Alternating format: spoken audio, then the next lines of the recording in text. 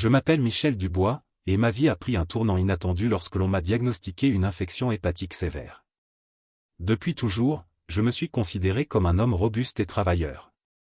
À 47 ans, j'avais construit une carrière stable dans une entreprise de conseil à Paris et mené une vie confortable avec ma femme, Claire. Comme tout couple, nous avions nos hauts et nos bas, mais je pensais que notre relation était solide. Un après-midi ordinaire, alors que je présentais un projet dans notre bureau du Marais, tout est devenu noir. À mon réveil, j'étais dans un lit d'hôpital à l'hôpital Saint-Antoine, désorienté et effrayé.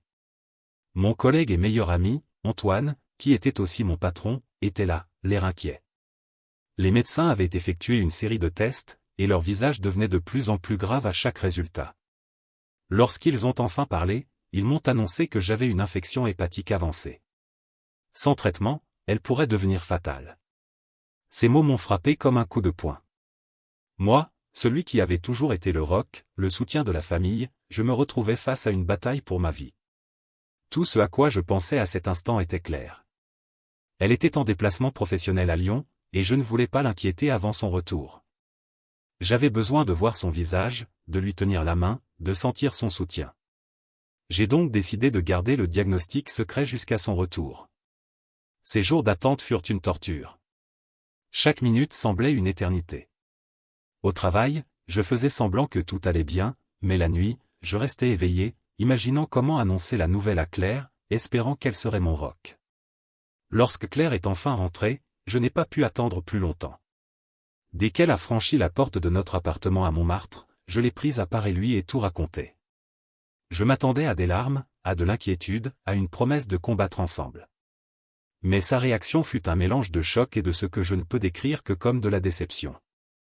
Elle semblait plus préoccupée par les désagréments que ma maladie causerait que par le fait que ma vie était en danger. Ce moment m'a fait réaliser que les choses allaient être bien plus difficiles que prévu.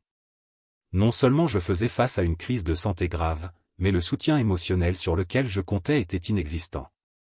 Quand Claire est entrée ce soir-là, son visage familier m'a brièvement réconforté, contrastant avec le tumulte intérieur que je vivais. J'avais répété mes mots des dizaines de fois dans ma tête, mais lorsqu'est venu le moment, ils étaient lourds et maladroits. « Claire, il faut qu'on parle », ai-je dit, essayant de garder une voix stable. Elle m'a regardé, ses yeux interrogateurs mais pas encore alarmés. Nous nous sommes assis dans le salon, cet espace où nous avions partagé tant de moments de notre vie. Cela semblait irréel de devoir annoncer une nouvelle aussi dévastatrice dans un cadre si familier. J'ai pris une profonde inspiration et j'ai commencé. Il y a quelques jours, je me suis évanoui au bureau. On m'a emmené à l'hôpital, et les médecins ont trouvé une infection sévère au foie. C'est sérieux, Claire. Ils disent que ça pourrait devenir fatal si on ne le traite pas de manière agressive. Je scrutais son visage, espérant y voir de l'empathie, de l'inquiétude, ou au moins une réaction émotionnelle. Mais l'expression de Claire est restée étrangement neutre. Elle a assimilé l'information en silence, et je pouvais voir son esprit calculer. Qu'est-ce que ça veut dire? Comment ça va affecter notre vie, a-t-elle enfin demandé, d'un ton pragmatique, presque professionnel. On aurait dit qu'elle évaluait l'impact plutôt que de réagir à la gravité de la situation. Ça veut dire que je vais avoir besoin de traitement, peut-être une opération, et beaucoup de repos. Je ne pourrai peut-être pas travailler autant pendant un certain temps, ai-je expliqué, sentant le poids de son détachement. Claire a soupiré et s'est adossée à sa chaise. Ça va vraiment compliquer les choses. Nos projets, les finances.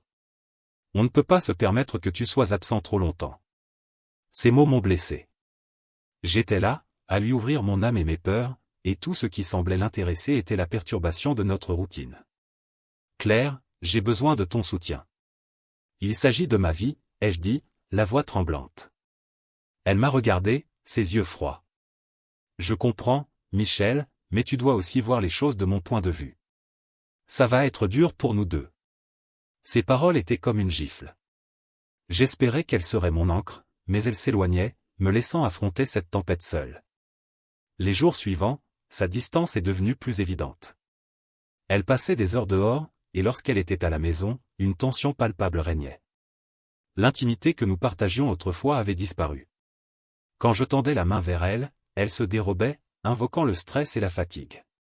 Je voulais comprendre, être patient, mais le fossé émotionnel entre nous ne faisait que s'élargir. Je me sentais plus seul que jamais, luttant non seulement contre une maladie potentiellement mortelle, mais aussi contre la désintégration de mon mariage. Il était clair que Claire voyait ma maladie comme un fardeau plutôt que comme une menace de me perdre. Sa manque de soutien m'a blessé plus profondément que n'importe quel diagnostic médical. Malgré la froideur de Claire, je savais que je devais continuer. Ma santé se détériorait, et les mots du médecin résonnaient constamment dans mon esprit, « Le repos est crucial pour votre rétablissement. » Mais le repos semblait un luxe que je ne pouvais pas m'offrir. Je luttais non seulement pour ma vie, mais aussi pour maintenir ma famille à flot financièrement. Je travaillais pour Antoine, mon meilleur ami depuis l'université. Ensemble, nous avions bâti son entreprise de conseil à partir de rien, et je ressentais une profonde responsabilité envers son succès. L'idée de m'absenter, même temporairement, me donnait l'impression d'abandonner une partie de moi-même. Alors, malgré les avertissements des médecins, je continuais à aller au bureau chaque jour. Chaque matin, je me traînais hors du lit, luttant contre la fatigue et la douleur, mettant un masque de courage et me plongeant dans le travail pour ignorer la peur qui me rongeait. Un jour, Antoine a remarqué mon état. Il m'a appelé dans son bureau. « Michel, tu as l'air au bord de l'épuisement », a-t-il dit, l'inquiétude gravée sur son visage. « Tu dois prendre soin de toi. L'entreprise peut se débrouiller sans toi pendant un moment. » « Je ne peux pas m'arrêter, Antoine, ai-je répondu, la voix teintée de frustration. « Il faut que je continue à travailler. On a besoin d'argent, et je ne peux pas laisser tout le monde tomber. » Antoine s'est penché en avant, son expression sérieuse mais pleine de compassion. « Écoute, Michel, ta santé est plus importante que n'importe quel travail. Prends une pause, je te paye. Concentre-toi sur ta guérison. » Ces mots étaient à la fois un soulagement et une nouvelle source d'anxiété. Je savais qu'il avait raison, mais je redoutais la réaction de Claire. Ce soir-là, comme je le craignais, elle a réagi avec incrédulité. « Un congé payé, a-t-elle dit. Et à long terme, ça va nous aider comment? Et si l'entreprise décide de te remplacer? » « Ils ne me remplaceront pas, Claire. Antoine me donne du temps pour guérir parce qu'il sait que c'est nécessaire, et j'expliquais, tentant de rester calme. Elle a secoué la tête, son visage marqué par la frustration. « Tu aurais dû réfléchir plus loin, Michel. On ne peut pas se permettre plus de perturbations. » Ces mots m'ont piqué au vif. Il était clair que sa principale préoccupation était l'instabilité financière potentielle, pas ma santé. Malgré mon épuisement, une vague de détermination m'a envahi. Si Claire ne pouvait pas être mon soutien, je devrais trouver la force en moi-même. Le lendemain, j'ai suivi le conseil d'Antoine et pris mon congé. Ne pas aller au bureau était étrange, mais j'essayais de voir cela comme une opportunité de me concentrer sur ma guérison. Je passais mes journées à me reposer, à suivre les ordres du médecin et à essayer de retrouver mes forces. Mais l'ambiance à la maison restait tendue. La froideur de Claire me rappelait constamment à quel point j'étais seul dans cette bataille. Au fil du temps, les fissures dans notre mariage sont devenues impossibles à ignorer. Claire passait de plus en plus de temps dehors, souvent sans explication. Un soir, j'ai décidé de l'affronter. « Claire, il faut qu'on parle », ai-je dit alors qu'elle rentrait. Elle m'a regardé, ses yeux fatigués et distants. « De quoi, Michel ?» a-t-elle répondu, d'un ton dénué de chaleur. « De nous, de ce qui se passe. Tu sembles si distante, et j'essaie de comprendre pourquoi. » Elle a soupiré, passant ses doigts dans ses cheveux. « Michel, ta maladie met beaucoup de stress sur moi. Ce n'est pas facile, tu sais. Je comprends que c'est dur, mais j'ai besoin de toi, Claire. J'ai l'impression que tu n'es même plus là. » Elle m'a regardé, et pendant un instant, j'ai cru voir une lueur de culpabilité, mais elle a vite disparu. « Je ne sais pas ce que tu attends de moi. Cette situation est difficile pour nous deux. » Ces mots m'ont blessé, mais j'ai insisté. « Y a-t-il quelqu'un d'autre, Claire? Vois-tu quelqu'un? » Ses yeux se sont élargis, choqués, mais son expression s'est rapidement durcie. « C'est absurde, Michel. Comment peux-tu même penser ça? » Je ne sais plus quoi penser, ai-je dit, la voix brisée. Tout ce que je sais, c'est que tu n'es pas là quand j'ai le plus besoin de toi. La conversation s'est terminée sans résolution, et la tension dans notre maison s'est épaissie. Puis, un soir, j'ai découvert des messages sur son téléphone, venant d'un homme nommé Marc. Leur contenu révélait clairement qu'ils étaient plus que des amis. Mon cœur s'est serré en lisant leurs échanges affectueux, leurs plans de rendez-vous, leur déclaration d'amour. Lorsque j'ai confronté Claire, elle n'a pas nié. Au contraire, elle semblait soulagée, comme si un poids avait été levé. Oui, Michel, je vois Marc, et je pense qu'il est temps qu'on affronte la vérité. Ce mariage ne fonctionne plus. Ces mots étaient comme un coup de poignard. Malgré tout, une partie de moi espérait encore qu'on puisse se retrouver. Que veux-tu, ai-je demandé, la voix creuse. Je veux divorcer, a-t-elle dit simplement. C'est la meilleure chose pour nous deux. Les jours suivants ont été un tourbillon de démarches légales et de conversations douloureuses. Je sentais que je perdais tout, ma santé, mon mariage, ma stabilité. Antoine m'a alors conseillé de retirer Claire comme bénéficiaire de mes actifs, y compris ma part dans l'entreprise. Tu dois te protéger, Michel, m'a-t-il dit. Elle a fait ses choix, et tu dois penser à ton avenir. Le cœur lourd, j'ai suivi son conseil. La réaction de Claire à cette nouvelle a été froide, fais ce que tu dois faire. Alors que notre mariage s'effondrait, Claire était de plus en plus absente, jusqu'à ce qu'elle déménage. Un jour, j'ai reçu un appel d'une femme nommée Sophie, qui s'est présentée comme la femme de Marc. Il faut qu'on parle, m'a-t-elle dit. Il y a quelque chose que vous devez savoir sur Claire et Marc. Nous nous sommes rencontrés dans un café à Saint-Germain-des-Prés, Sophie m'a révélé que Claire et Marc avaient une liaison depuis plus de 2 ans. Elle était déterminée à sauver son mariage et voulait que Claire sorte de leur vie. Apprendre l'ampleur de la trahison de Claire était dévastateur, mais cela m'a aussi apporté une étrange sensation de clôture. Confronter Claire avec ces nouvelles informations a marqué un tournant. Elle n'a pas nié. Oui, Michel, je suis avec Marc depuis longtemps. Je suis désolé que ça se soit passé comme ça, mais c'est la réalité. Aussi douloureux que cela fut, sa confession m'a apporté un soulagement. Je connaissais enfin toute la vérité, et cela m'a donné la force d'avancer. J'ai bloqué Claire sur toutes les plateformes, coupant toute communication, et j'ai commencé à me concentrer sur ma guérison et mon travail. La tempête était passée, et bien que les dégâts fussent importants, j'étais toujours debout. Après tout cela, j'ai su que j'avais besoin d'un nouveau départ. L'appartement que Claire et moi avions partagé à Montmartre était rempli de souvenirs douloureux. Antoine m'a proposé un petit appartement près de notre bureau dans le 8e arrondissement. C'était modeste mais chaleureux, et sa proximité avec le travail était un avantage. Surtout, c'était un endroit où je pouvais repartir de zéro, sans la présence persistante de mon mariage brisé. Emménager était une expérience douce amère. D'un côté, cela marquait la fin d'un chapitre rempli de trahison et de chagrin, de l'autre, c'était le début d'une nouvelle vie où je pouvais me concentrer sur ma guérison et mon travail. Je me suis plongé dans la décoration de l'appartement, choisissant des couleurs, des meubles et des objets qui me ressemblaient. C'était devenu un sanctuaire, un lieu où je pouvais trouver la paix et guérir. Alors que ma santé s'améliorait, le changement d'environnement a fait des merveilles pour mon esprit. Sans la froideur de Claire, je sentais un poids s'enlever de mes épaules. J'ai recommencé à apprécier les petites choses, un café matinal près de la fenêtre, le bruit de la pluie sur les vitres, le calme d'une soirée passée à lire ou à écouter de la musique. C'était un contraste saisissant avec le chaos et le tumulte émotionnel des mois passés. Un soir, alors que je déballais les dernières caisses, j'ai reçu un appel de Sophie. Elle voulait me tenir au courant de sa situation avec Marc. Malgré tout, elle était déterminée à sauver son mariage et avait donné un ultimatum à Marc, mettre fin à sa relation avec Claire ou perdre sa famille. Son courage m'a inspiré, me rappelant qu'il y avait toujours un chemin à suivre, même dans les moments les plus sombres. Le lendemain, Sophie et moi nous sommes retrouvés pour un café. Elle m'a raconté que Marc avait choisi de rester avec elle et leurs enfants, coupant tout contact avec Claire. Savoir que l'influence de Claire était enfin hors de leur vie était un soulagement. La détermination de Sophie à reconstruire sa vie m'a donné de l'espoir. Si elle pouvait le faire, moi aussi. Avec Claire hors du tableau, j'ai pu me concentrer pleinement sur ma guérison et mon travail.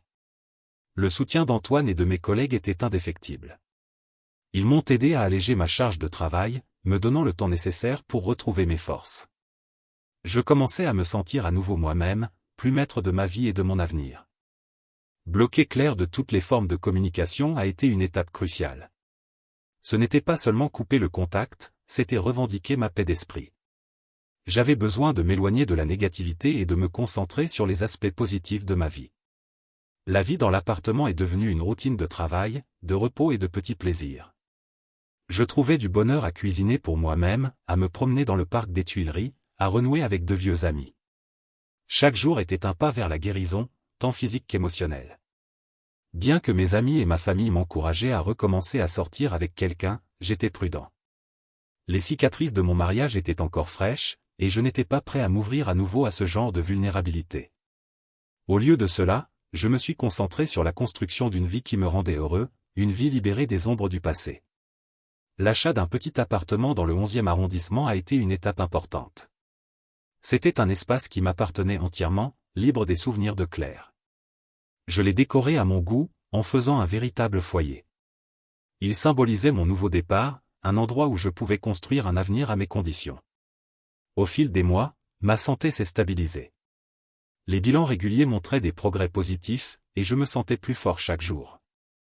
Mon travail prospérait, et Antoine et moi commencions à discuter de nouveaux projets et d'expansion. La vie avançait, et moi aussi. La douleur du passé n'avait pas disparu, mais elle ne me contrôlait plus. J'avais affronté la tempête, je l'avais surmontée, et j'étais prêt à embrasser l'avenir. Avec ma santé améliorée et le tumulte de mon mariage derrière moi, j'ai commencé à me concentrer sur une vie qui m'apportait joie et paix. Mon petit appartement est devenu mon sanctuaire. Je l'ai rempli de choses qui me rendaient heureux, des œuvres d'art, des livres, des meubles confortables. Chaque pièce était choisie avec soin, reflétant mon nouveau sens de moi-même. Bien que je sois satisfait de ma solitude, mes amis et ma famille m'encourageaient souvent à recommencer à sortir avec quelqu'un. Ils voulaient me voir heureux et aimé, mais j'étais hésitant. Les blessures de ma relation avec Claire étaient encore fraîches, et j'avais peur de m'ouvrir à nouveau au chagrin. Au lieu de cela, j'ai investi mon énergie dans mon travail et mes passions. L'un des aspects les plus enrichissants de ma nouvelle vie était de renouer avec de vieux amis. Les gens qui avaient été mis de côté pendant mon mariage avec Claire sont devenus une source de soutien et de joie. Nous nous retrouvions pour dîner, faisions des randonnées dans la forêt de Fontainebleau, ou passions une soirée à discuter autour d'un café. Ces moments m'ont rappelé l'importance des relations authentiques et la valeur de l'amitié véritable. Alors que ma santé se stabilisait, j'ai commencé à explorer de nouveaux centres d'intérêt. Je me suis mis à la peinture, une activité que j'avais toujours voulu essayer mais pour laquelle je n'avais jamais eu le temps. Le fait de mettre un pinceau sur une toile était thérapeutique, me permettant d'exprimer des émotions que les mots ne pouvaient capturer. J'ai également rejoint un club de lecture local, où j'ai rencontré des gens partageant mon amour pour la littérature. Ces activités remplissaient mes journées de sens et de créativité, m'aidant à reconstruire mon identité. Le travail restait une part importante de ma vie, mais il n'était plus un fardeau. Antoine et moi nous sommes lancés dans de nouveaux projets, et l'entreprise prospérait. Je trouvais de l'épanouissement dans mes réalisations professionnelles, sachant que je contribuais à quelque chose de significatif. Le soutien de mes collègues, en particulier d'Antoine, était indéfectible, et cela faisait du bien d'être membre d'une équipe qui valorisait mon bien-être. Un soir, lors d'une inauguration d'exposition à la Galerie Mact, j'ai rencontré Élise. Elle était artiste, intelligente, gentille, et sincèrement intéressée à faire ma connaissance. Nous avons parlé pendant des heures ce soir-là, partageant des histoires et riant comme je ne l'avais pas fait depuis des années. C'était rafraîchissant de rencontrer quelqu'un qui me voyait pour qui j'étais, sans le poids de mon passé. Malgré mes réserves initiales, j'ai laissé Élise entrer dans ma vie. Nous prenions notre temps, appréciant la compagnie l'un de l'autre sans nous précipiter. Elle comprenait mes hésitations et respectait mon besoin d'espace. Sa présence dans ma vie était comme une brise légère, apportant un sentiment de calme et de possibilité. Au fil des mois, Élise et moi nous sommes rapprochés. Elle m'a fait découvrir de nouvelles expériences, et je faisais de même pour elle. Nous voyagions, explorions de nouveaux hobbies et soutenions nos rêves respectifs. Notre relation était fondée sur le respect mutuel et la compréhension, un contraste saisissant avec ce que j'avais vécu avec Claire.